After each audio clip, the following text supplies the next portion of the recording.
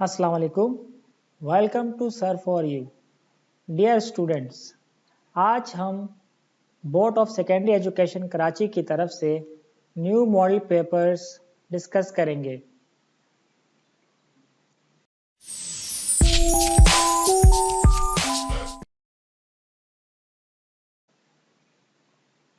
New model paper questions, new model question papers for class 9 and SSC part 1 and part 2 discuss करेंगे।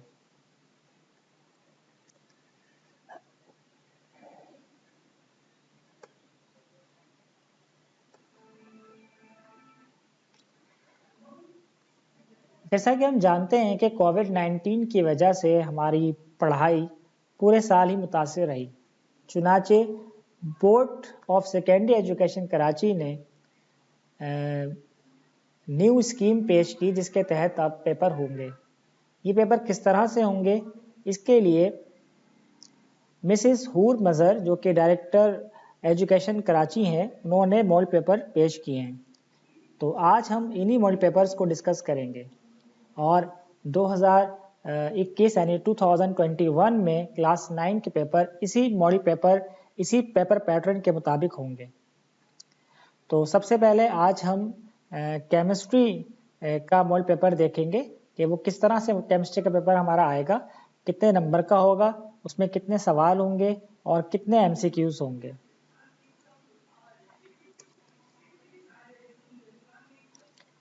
तो board of secondary education Karachi, आइए तो थोड़ा सा इसको हम जूम कर लेते हैं ताकि हम इसको इजीली पढ़ सकें।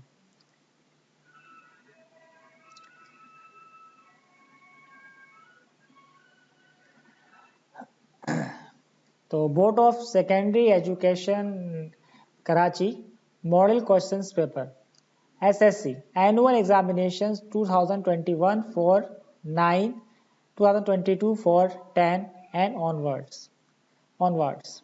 Chemistry theory class 9 science group, ये मॉडल पेपर साइंस ग्रुप के लिए हैं। ठीक है, अच्छा, जो केमिस्ट्री का पेपर होगा उसका टोटल टाइम 3 घंटे होगा और केमिस्ट्री का पेपर पहले 85 नंबर का आता था, अब उसको रिड्यूस करके 60 नंबर कर दिया गया।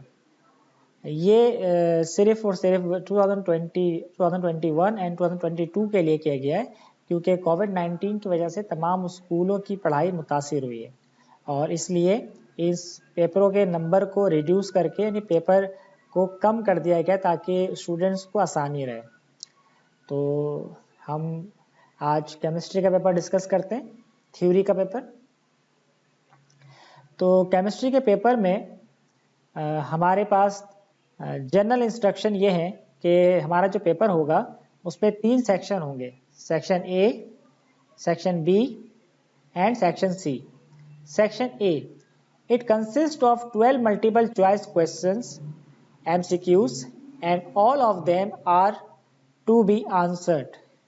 सेक्शन ए के अंदर हमारे पास 12 मल्टीपल चॉइस क्वेश्चन होंगे जिन्हें हम MCQs कहते हैं और ये सबके हमें आंसर देना पड़ेंगे, यानी इसमें कोई चॉइस नहीं होगी।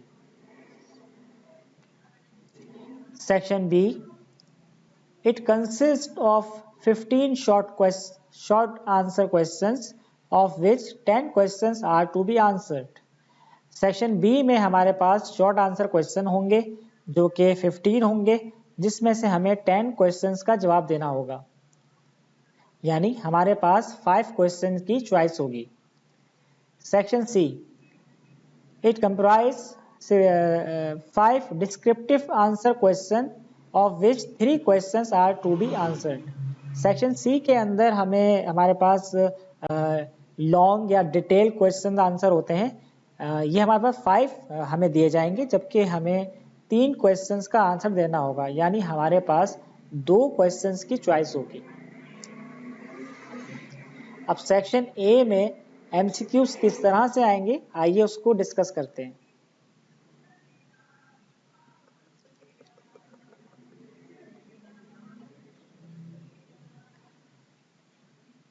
Section A compulsory multiple choice question यानी एमसीक्यूज। इसके लिए हमें टाइम जो दिया जाएगा वो 30 मिनट्स का दिया जाएगा, जबकि इन MCQs के नंबर 12 मार्क्स होंगे, यानी हर एक MCQs 1 नंबर का होगा।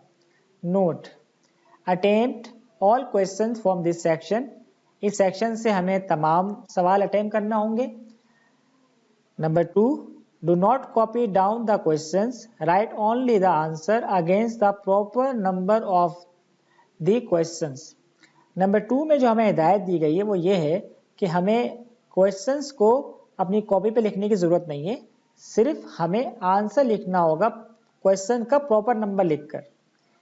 ठीक है, इसी तरह से हम अपने 30 मिनट्स को कवर कर सकते हैं, वरना हम होगा ये कि हम 2-3 MCQs उतारें कि हमारा टाइम पूरा हो जाएगा। तो हमने याद रखें बच्चों, हमने जो है क्वेश्चंस MCQs वाले क्वेश्चंस को नहीं उतारना, ना इसके नंबर होते हैं, सिर्फ सही आंसर के नंबर होते हैं। Number 3, each question carries 1 marks, हर एक क्वेश्चंस का 1 मार्क है। Number 4, write the code of your question paper in bold letter at the beginning of the answer script.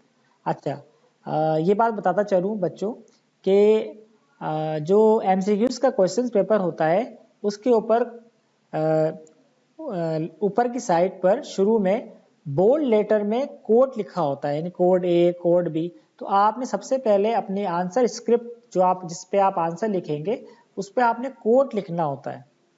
अगर आप कोड के बगैर करेंगे तो वो आपका जो आंसर है वो एक्सेप्ट नहीं होगा। ठीक है, तो आप कोड लिखना ना भूलें।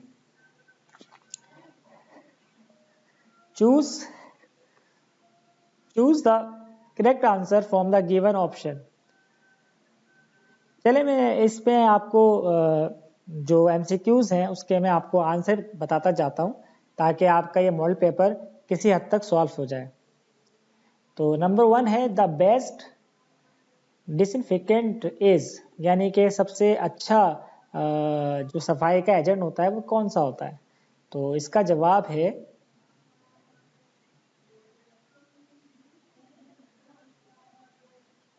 क्लोरीन।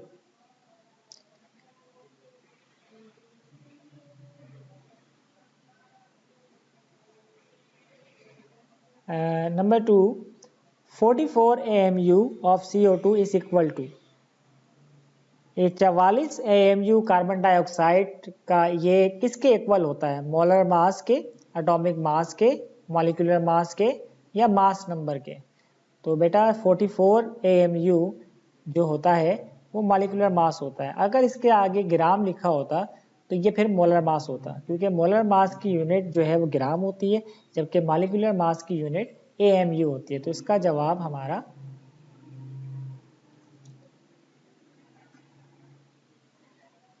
मॉलिक्यूलर मास है। नंबर 3, पेज को हम थोड़ा सा स्क्रॉल कर लेते हैं।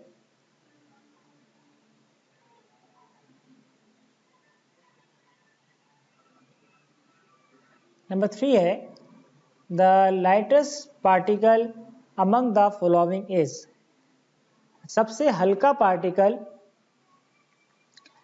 कौन सा होता है, नीचे दिए गए पार्टिकल्स में सबसे हल्का पार्टिकल कौन सा होता है। तो इलेक्ट्रॉन, प्रोटॉन, न्यूट्रॉन या अल्फा। बेटा याद रखें, एटम के 3 पार्टिकल्स होते हैं, इलेक्ट्रॉन, प्रोटॉन, न्यूट्रॉन। इसमें सबसे हल्का जो पार्टिकल होता है वो इलेक्ट्रॉन होता है, और जिस पर नेगेटिव चार्ज होता है। ठीक है, तो इसका जवाब है इलेक्ट्रॉन।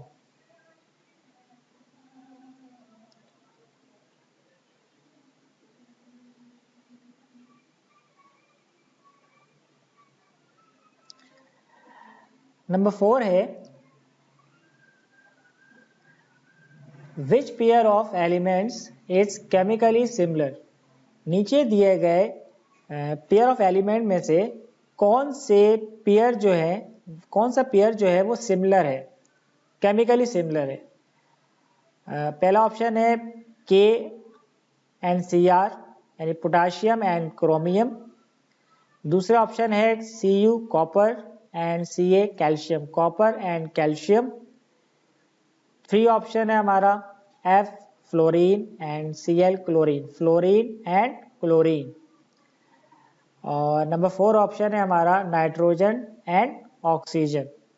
तो बेटा ये जो फ्लोरीन और क्लोरीन है ये केमिकली सिमिलर होते हैं, यानी फ्लोरीन और क्लोरीन, यानी ये यूँ याद रख लीजिए कि ये नोरीन की बहनें हैं, यानी याद रखने के लिए बता रहा हूँ मैं आपको कि फ्लोरीन और क्लोरीन जो है वो केमिकली सिमिलर होते हैं।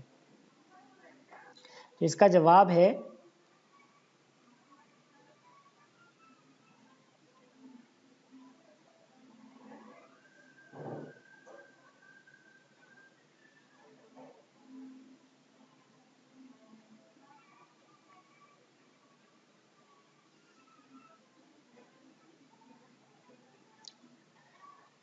अच्छा जी।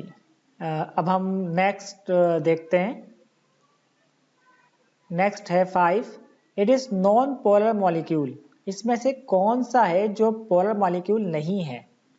नंबर 1 HCl यानी हाइड्रोक्लोरिक एसिड, NH3 यानी अमोनिया, H2 यानी हाइड्रोजन, हाइड्रोजन गैस, और नंबर 4 ऑप्शन H2O यानी पानी का मॉलिक्यूल। तो इसमें से जो नॉन पोलर है वो है, इसका जवाब कुछ मुझे मिसिंग हो रहा है, तो बेटा आप कंफर्म कर लीजिएगा। इसका आंसर जो है वो NH3 है, अमोनिया। ठीक है, लेकिन फिर भी आप इसको कंफर्म कर लीजिएगा।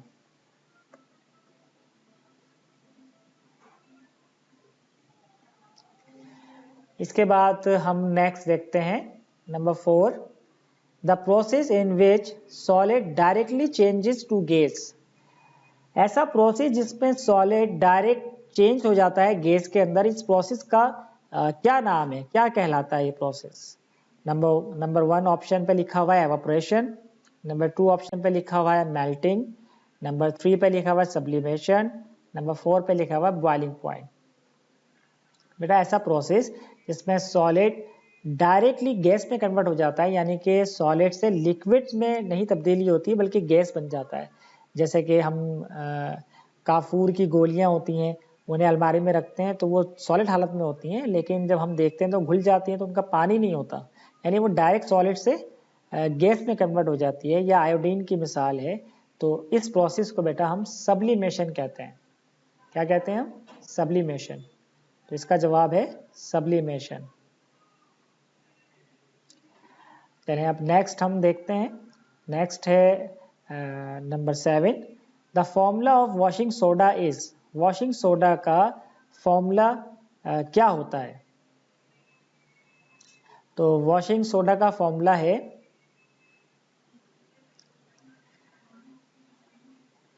नंबर 1 ऑप्शन पे लिखा हुआ है Na2CO3 6H2O, नंबर 2 ऑप्शन पे लिखा हुआ है Na2CO3 10H2O, नंबर 3 पे लिखा हुआ है NaHCO3 और नंबर 4 पे लिखा हुआ है NaOH।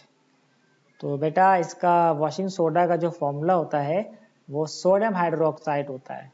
तो इसका जवाब है सोडियम हाइड्रोक्साइड।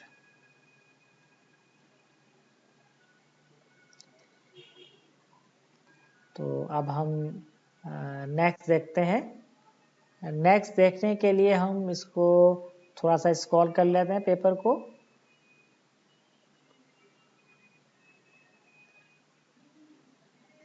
नंबर 8,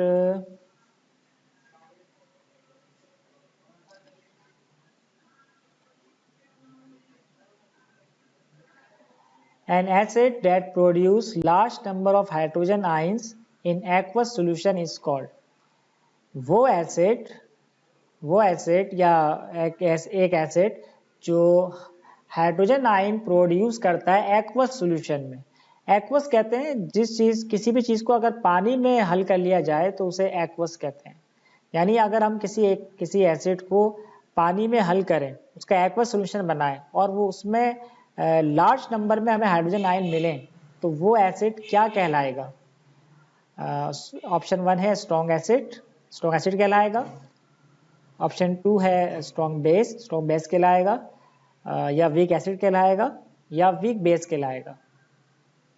तो बेटा याद रखें कि वो तमाम एसिड जो पानी में ज़्यादा मिकदार में हाइड्रोजन आयन प्रोवाइड करते हैं वो स्ट्रॉन्ग एसिड होते हैं। तो इसका जवाब है स्ट्रॉन्ग एसिड।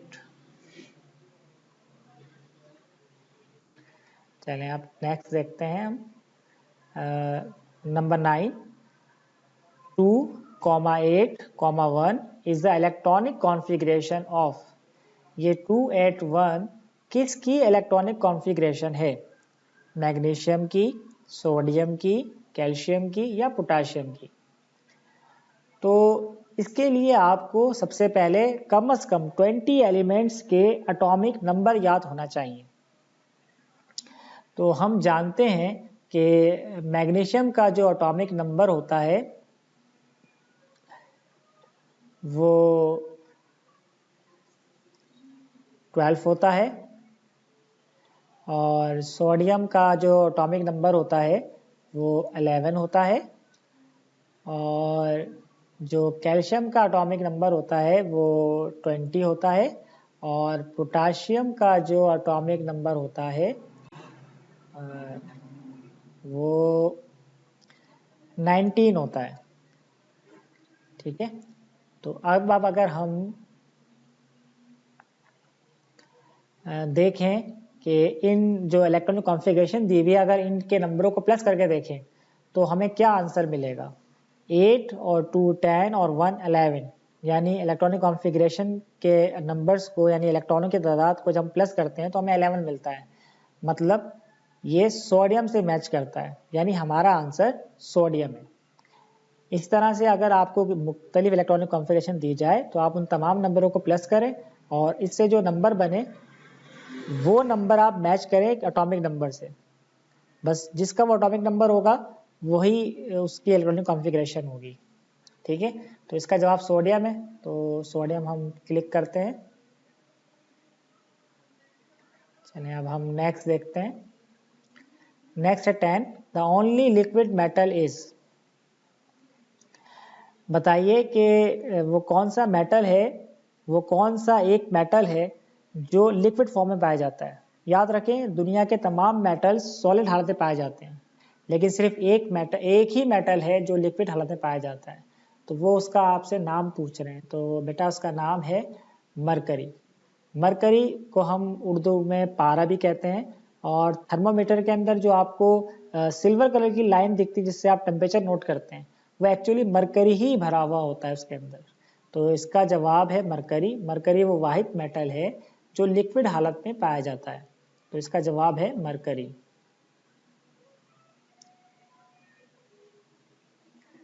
अब हम नेक्स्ट देखते हैं। नेक्स्ट है हमारा C614, यानी जो नंबर जो नीचे लगा होता है उसे एटॉमिक नंबर कहते हैं, जो नंबर ऊपर लगा होता है उसे एटॉमिक मास कहते हैं। ये आप बात याद रखें। तो ये पूछ रहे हैं कि इसके अंदर न्यूट्रॉनों की तादाद कितनी है। तो अगर आपको एटॉमिक नंबर और एटॉमिक मास पता हो तो आप न्यूट्रॉन बआसानी निकाल सकते हैं। आपने क्या करना होता है, एटॉमिक मास में से एटॉमिक नंबर को माइनस कर दें, यानी और या यूँ कह लीजिए कि जो बड़ा नंबर है उसमें छोटे नंबर को माइनस कर दीजिए। जो आंसर आएगा वो आपके पास न्यूट्रॉन की तादाद होगी। तो 14 माइनस 6 ये हो गया 8, यानी इसका जवाब 8 है। ठीक है, तो हम 8 पे क्लिक कर देते हैं। चलिए नेक्स्ट देखते हैं। Along the period from left to right, which one of the following tendency decrease? ये कह रहे हैं कि अगर हम पीरियोडिक टेबल के अंदर पीरियड में लेफ्ट से राइट जाएं तो कौन सी चीज़ है जो डिक्रीज हो जाती है, कम हो जाती है, उसका कमी की तरफ रुझान होता है, वो कौन सी चीज़ है? Atomic radius, ionization energy, electron affinity या इलेक्ट्रोनेगेटिविटी? तो इसका जवाब है जब हम लेफ़्ट से राइट जाते हैं तो एटॉमिक रेडियस तो इंक्रीज होता है। ठीक है, आयोनाइजेशन एनर्जी किसे कहते हैं कि आयन बनाने की सलाहियत को आयनाइजेशन एनर्जी कहते हैं। तो इसका जवाब है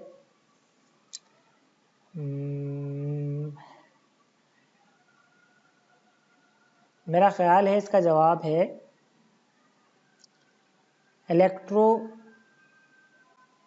इलेक्ट्रोनेगेटिविटी, लेकिन इसको आप कंफर्म कर लीजिएगा, ठीक है। तो हम लगा देते हैं इलेक्ट्रोनेगेटिविटी, ठीक है। हम नेक्स्ट देखते हैं। नेक्स्ट देखने से पहले हम इसको स्क्रॉल कर लेते हैं। अच्छा, ये जो सेक्शन ए था उसमें 12 MCQs थे और 12 MCQs हमने कवर कर लिए। अब हम नेक्स्ट पेज की तरफ चलते हैं, जो कि हमारा सेक्शन, इसमें सेक्शन बी हमारा होगा। तो नेक्स्ट पेज,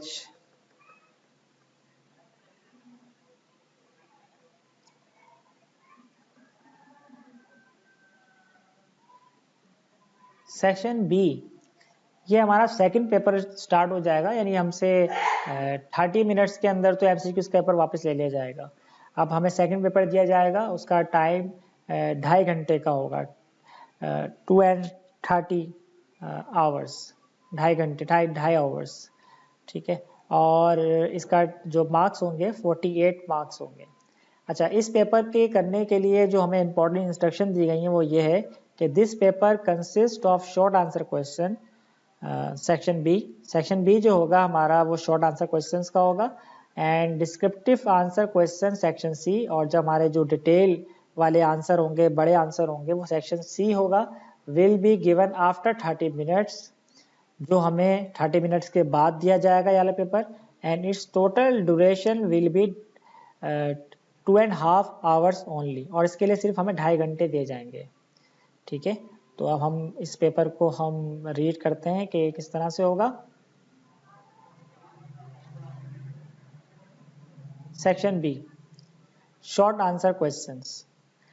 हमें इसके अंदर 10 क्वेश्चंस करना होंगे, answer any 10 questions from this section, all questions carry equal marks. हमें इसके अंदर 10 क्वेश्चंस करना होंगे, हर क्वेश्चंस इक्वल मार्क्स का होगा, और एक क्वेश्चंस के 3 मार्क्स होंगे। 10 × 3 30 मार्क्स, यानी सेक्शन बी हमारा जो है वो 30 मार्क्स का होगा, ठीक है। तो इसमें ये 2 से लेकर हमारे पास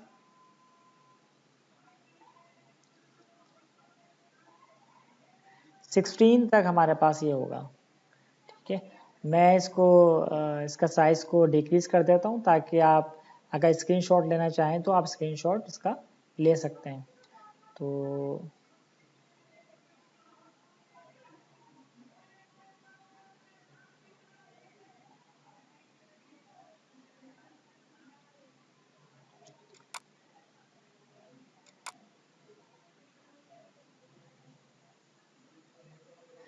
इसको थोड़ा सा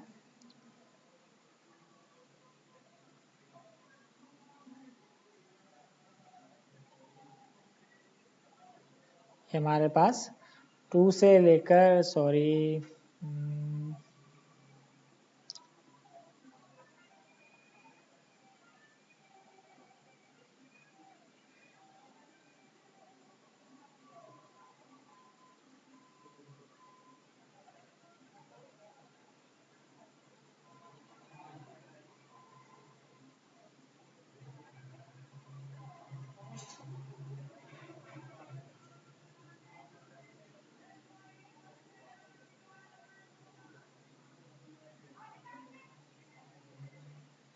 ठीक है जी, ये हमारे पास जो है वो ये जी थोड़ा सी मुझे प्रॉब्लम हो रही है इसको एडोब को यूज़ करते हुए। बहरहाल ये जी आ गया, ठीक है। तो आप इसका स्क्रीनशॉट ले लें ताकि आपको मालूम चल जाए कि कौन कौन से सवाल आपके मॉडल पेपर में दिए गए हैं। याद रखें हर सवाल 3 नंबर का होगा। जो मुझे दिख रहा है वो ये है कि आपके पास एक बैलेंस केमिकल इक्वेशन से एक सवाल आएगा। ये लाजमी सवाल होता है, यानी ये हर बार आता है और इस दफ़ा भी आएगा। इसके अलावा मुझे दिख रहा है कि कुछ एक न्यूमेरिकल है, यानी पेपर में एक न्यूमेरिकल आएगा। अच्छा, और इसके बाद मैं आपसे सिलेबस भी डिस्कस करूंगा, क्योंकि बोर्ड ऑफ सेकेंडरी एजुकेशन ने हमें सिलेबस को भी रिड्यूस कर दिया है। तो अब जो पेपर आएगा वो अकॉर्डिंग टू गिवन सिलेबस आएगा, जिसमें हमें कहा गया है कि 1 से 10 चैप्टर्स हैं और उसमें कुछ टॉपिक भी सिलेक्ट कर दिए गए। उसी टॉपिक के मुतालिक जो है वो पेपर में पूछा जाएगा। ठीक है, चलें फिर बहरहाल आगे चलते हैं। जो हमारा सेक्शन सी होगा वो किस तरह से होगा तो उसको हम देखते हैं।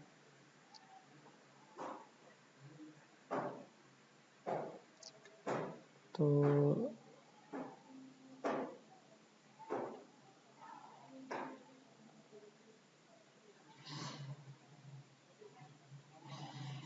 पेज को हम थोड़ा सा लार्ज कर लेते हैं।